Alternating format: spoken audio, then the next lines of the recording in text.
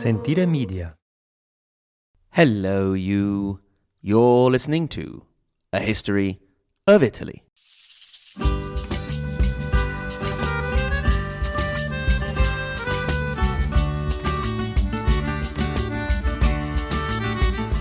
Episode 130, The Father of the Nation, The Rise of the Medici, 1402 to 1428.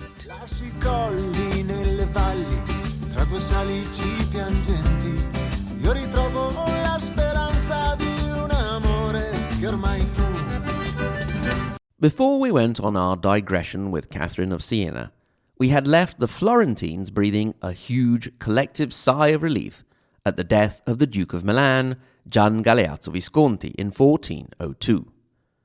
We also mentioned that although they didn't know it at the time, that same year another fundamental event occurred, the election of Giovanni di Bicci de' Medici as prior, meaning of course that they knew they had elected him as prior, but not how important the event would be. This was the first time Giovanni had appeared holding a political position, but it was not the first time he came to prominence in the public eye. Indeed, the year before, he had been selected to be part of a commission that would evaluate proposals to renew the doors of the baptistry of the city. Now, like me, I suppose that if they were to ask you whether it was more important to be an elected representative of your city, one of the most powerful financial forces in the known world, or to be on the board of a panel selecting somebody to do a pair of bronze doors, you would probably say that the political position was the most important, and in the short term, you would probably be right. But if we are looking at the longer term, perhaps thinking of tourists flocking to Florence over 6 centuries later, the artistic aspect is not to be overlooked. Indeed, it is in this period that a little business that we call the Renaissance really kicks off, and the Medici have a big hand in promoting it, particularly the idea that those who have a whopping load of extra cash have a sort of moral obligation to give back to their community with pretty buildings and things. Also, they made it acceptable to have private and public buildings adorned with beautiful works of art, in a time when ostenting wealth in Florence was frowned upon.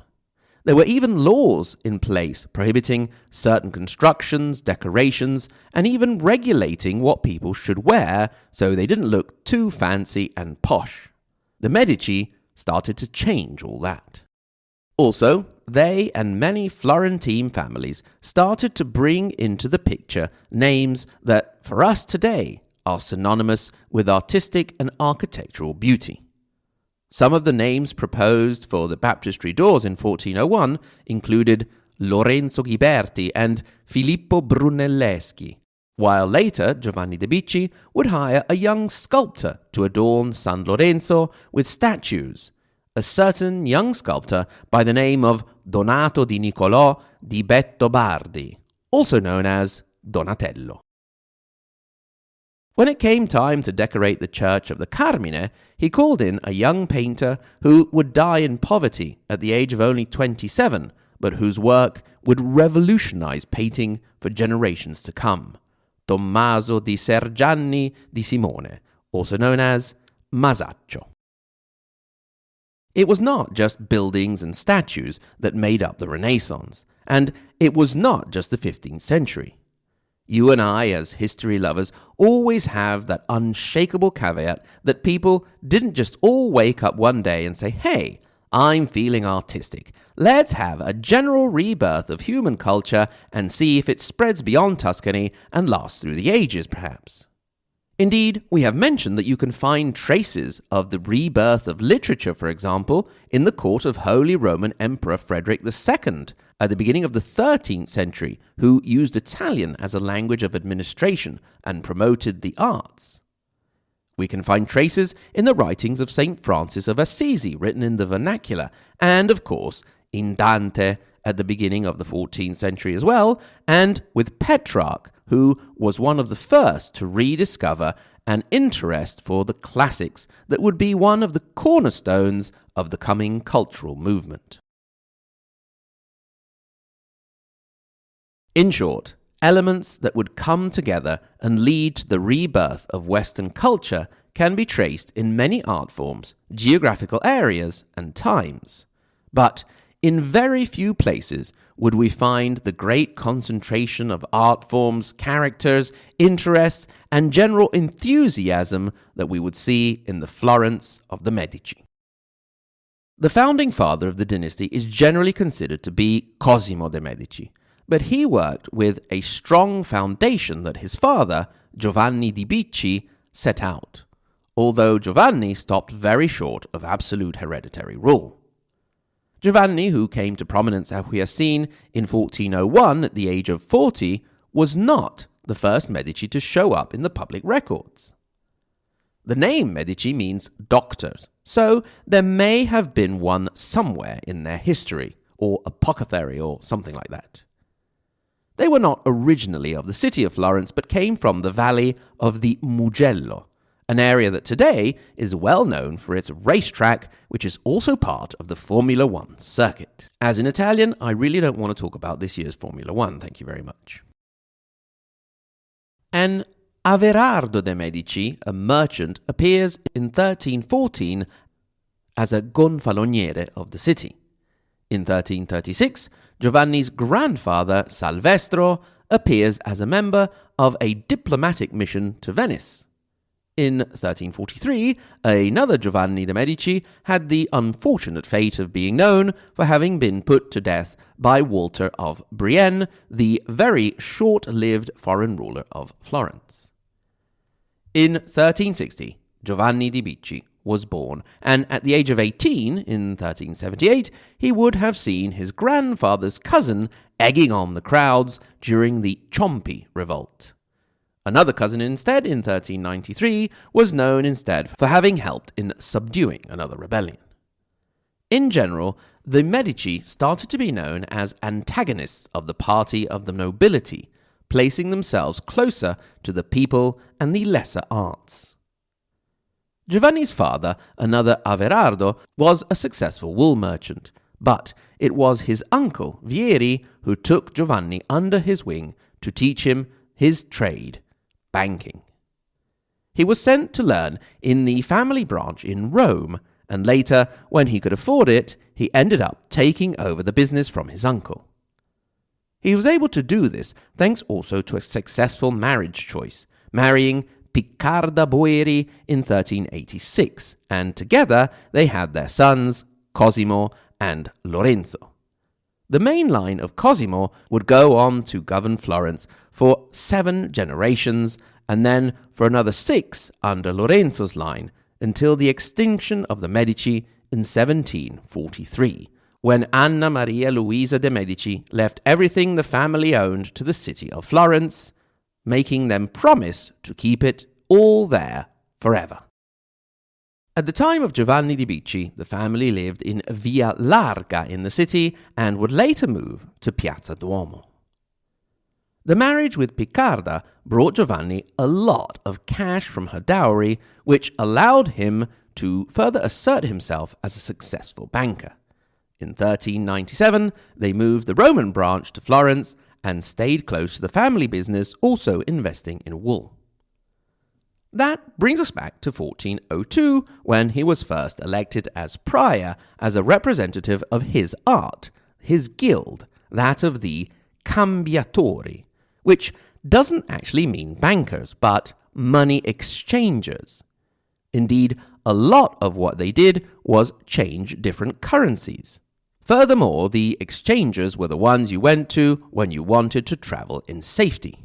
You could trust them to be the ones you could leave your money to in one location, say London or Champagne, for example, and then head down to Florence or Rome with a letter of exchange and pick up your money there, minus, of course, the commission costs.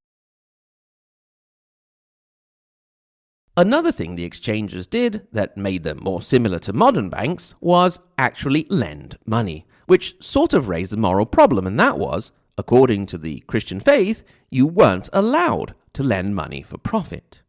This is part of the reason why exchangers would invest so heavily in church building and decoration, hoping to make things a little bit better for their souls. Giovanni di Bicci was quite lucky in this sense after becoming chummy with a certain clergyman, Baldassare Cossa, in 1403. Giovanni lent money to Cossa, who, in turn, introduced him to other clergymen whom he lent money to. They would all remember Giovanni when the time came. 1406 was a big year for Florence. You see, they had all this commerce and wool trade and banking running quite smoothly, yet they were still a landlocked republic with no access to a seaport, something they really envied their antique rival, the Republic of Pisa.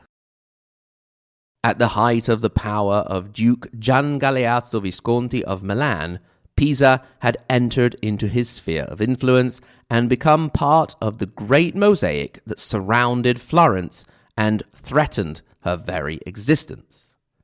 Now, with Gian Galeazzo's heir in a weak position, the Florentines saw their chance, and boy did they decide to take it. After buying off the French, who now controlled Genoa and were looking to expand south, Florence, after centuries of rivalry, managed to take Pisa in 1406, finally getting the access to the sea they so badly desired. 2 years later, in 1408, Giovanni di Bicci was elected prior once more, and by that same year, the family bank had branches in Florence, Venice, and Rome, with a sub-branch of Rome in Naples. 2 years after that, wouldn't you know it, Giovanni's old buddy Baldassare Cossa became Pope John XXIII, who would end up being anti-Pope John XXIII, but he didn't know it yet. He remembered, as we said, his friend Giovanni, and by 1413, the Medici became the main bankers of the papacy, that coming after another stint for Giovanni as prior in 1411. The whole bankers of the papacy business didn't really last that long. You clever listener will remember that the Great Western Schism was solved in 1417 when John XXIII and the other two rival popes were all deposed and Martin V was elected. Therefore, that particular part of their business was over for the Medici. But the whole idea of getting in on the Pope business would come up again later on down the line, perhaps in a more direct way, let's say.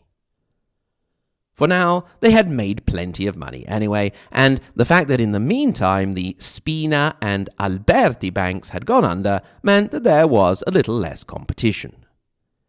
In any case, Giovanni did not forget his mate John the Pope and paid a hefty sum to have him freed and then put him up with a place to stay. While banker and ex-pope were no doubt happily hanging around, or less happily for the ex-pope, I suppose, Florence was posed with an architectural dilemma. The cathedral of the city was almost completed, but it needed a dome, and no one really knew how to do it. A tender was called, and along came Filippo Brunelleschi, who said that he would do it, but he would not tell anyone how he was going to do it, preferring to keep his idea a secret. This rather annoyed the Florentine authorities, but since there didn't seem to be anyone else willing or capable of doing it, Brunelleschi got the job.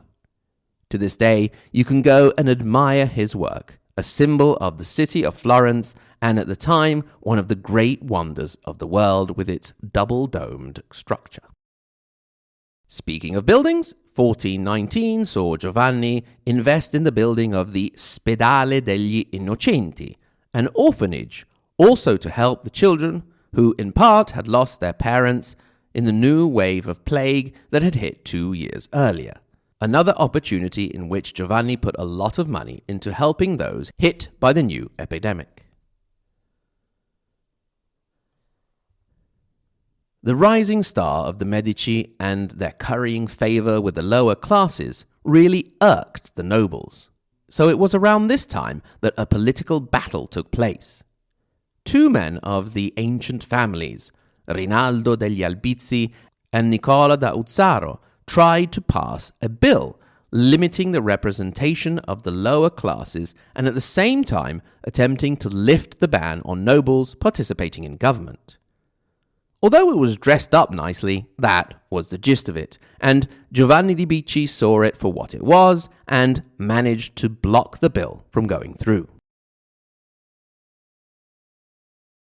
This was yet another reason for the Albizzi to be annoyed with the Medici, and their rising star was eclipsing that of the Albizzi themselves, who had dominated Florentine politics since the end of the Ciompi revolt in 1378.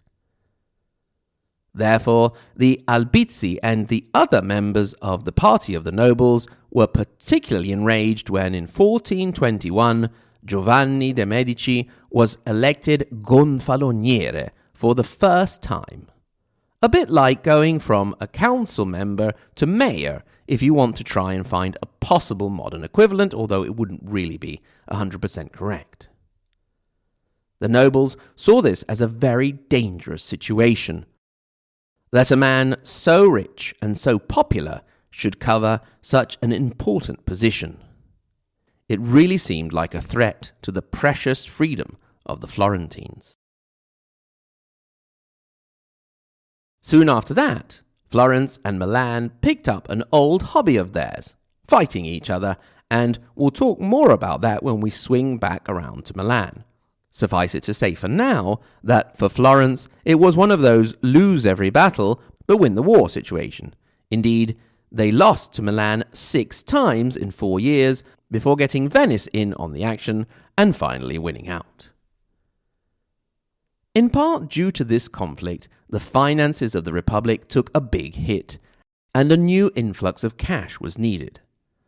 That is when Giovanni introduced perhaps his most well-known fiscal innovation, the catasto. This was a system of direct taxation based on property ownership that the rich could not so easily get out of paying.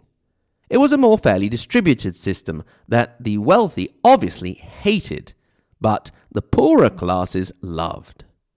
It also made the Medici look particularly good and selfless, as they too had to cough up quite a bit more in taxes. To this day in Italy, if you want to know what property is registered to whom and how much it is worth for fiscal purposes, you look it up in the land registry, the catasto. That was the last great contribution of Giovanni di Bicci de' Medici, for on the 20th of February 1429 he died just shy of 70. Speaking of shy, that had been very much one of his character traits. Shy, soft-spoken, and unassuming. And, if the paintings are a good likeness, far from being attractive, yet still charismatic and able to make lasting and important friendships. He was generous with his donations to the poor and his patronage to young and upcoming artists and scholars. He was a shrewd banker and an able politician, never showing himself to be overly ambitious. In hindsight, Niccolò Machiavelli would say of him, "He asked for no honors, but received them all." Grazie mille. Thank you very, very much for listening, and thanks in particular to my lovely Patreon supporters, starting with the second part of the Margherita Hack and Galileo Galilei level. Kevin, Mark P, Marxist-Leninist Sicilian, Amela, Michus Porcius, Mike M, Neville, Niels H, Paradise, Patrizia K, Roberta D, Rod L, Rodney N, Rudy F, Scott L, Sean M, Shelby, Stephen, Tap Dance Down Under, and TO5, and of course, we mustn't forget the tippy-top Maria Montessori and Dante Alighieri level, Paolo, Lisa K, Andrew M, Brandon S, David A, Peter W, Kevin O, David L, Renat M, David C, Oak, and of course, Sen. If you feel so inclined, you can get in touch. hello@ahistoryofitaly.com. Thank you to those who have been in touch over the holidays. You can also go to our website, ahistoryofitaly.com, where you can click through to our support page and become a Patreon supporter and have access to extra content or just support the show. Thank you very much if you decide to do so. Thanks again very much to you for listening. Grazie mille. And until next time, arrivederci.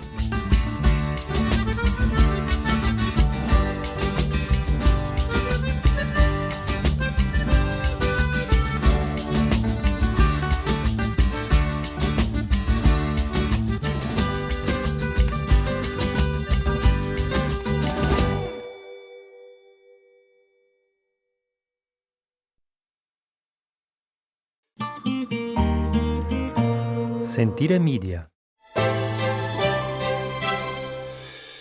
Hey, podcast producers and show hosts. Do you want to join a podcast network that celebrates all things Italian? At Sentire Media, we understand the allure of Italy and its unique culture. Our devoted team of hosts and producers are all driven by their shared passion for Italy. And we work tirelessly to create the best lifestyle podcasts and content that will whisk you away to the very heart of Italy. With us, you can savor the mouth-watering flavors, get lost in the stories from the past, break down the cultural barriers, and truly immerse yourself in the vibrant traditions of this intoxicating country. If you have a great podcast idea or are already in production and would like to join Sentire Media, head over to sentiremedia.com, that's SENTIRE media.com, and find out how to submit your show.